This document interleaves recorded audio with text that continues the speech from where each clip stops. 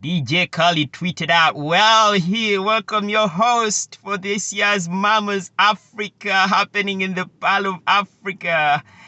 And yeah, shout out to all the big artists that are going to be taking part of this enormous, magnificent event. Dang. Gloves off, bare knuckles, and then came in the wave of my people. You have to give it up to my people. But most especially, there's another gentleman that I'd like to shout out. His name is Smith. He is a journalist that has been covering what is happening in Uganda.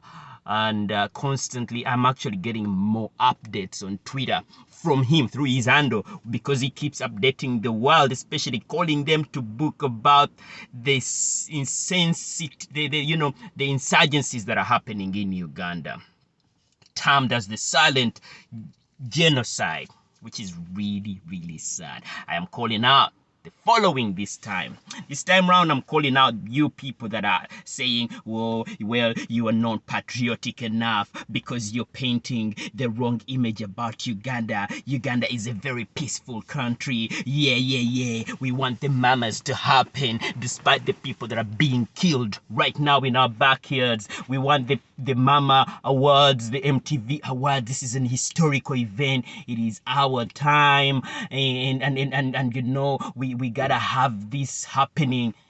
Really? So you know that this is going to be a virtual event. It's not that DJ Khaled, who, by the way, because of the pressure, took down his tweet because of the updates. Of course, you have to understand that Uganda being such a big deal, especially among we Ugandans, because we coming from here, it is not something that many people out here in the US or anywhere in many parts of the world in tune. And thanks to Bobby Wine, this is happening. This young man has shook up the status quo, and globally people are taking notice. And you know, it might have been him saying that, well, I'm taking down this tweet, but it had to be reasonable pressure that got him to say, wait a minute, what am I on to?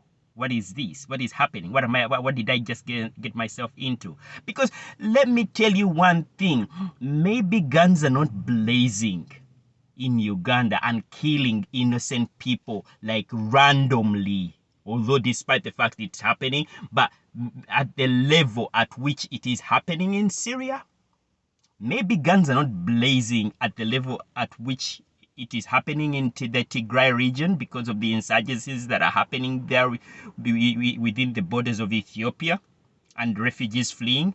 Maybe it is not at that level, but that does not mean that Uganda is peaceful. I repeat, maybe guns are not blazing at the level at which Libya has to put up with, and Somalia, in many other parts of the world. But that does not mean that Uganda is peaceful. That does not mean that a few days ago, an election, a voice of the people was robbed from the Ugandan people. And the self-imposed despot has just literally forced himself again on the Ugandan people for the next 5 years, despite the fact that he was voted out.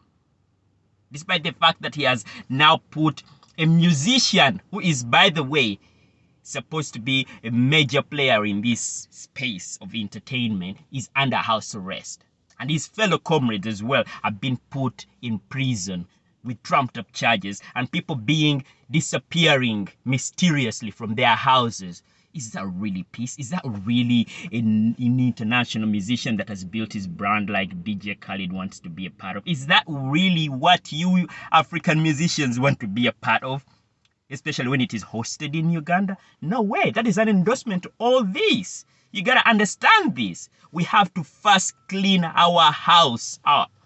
There's no perfect country, but when it comes to the major fundamentals that make up a country, like justice and democracy and all these other things that really enable people to dream again, there is no space for such an event to happen. And I really give shout out to the Twitter army, the people that are pushing the hashtag free Bobby Wine, free our president who was voted in, and of course call out Mama Awards to stand for justice, to stand for democracy, to call out the despot that has imposed himself, to call out the man who has gagged media as well as the ordinary influencers and forced them to either submit to him or face death or be imprisoned. Thank you. It's Ludiga Selema. Call out. I will continue calling them out.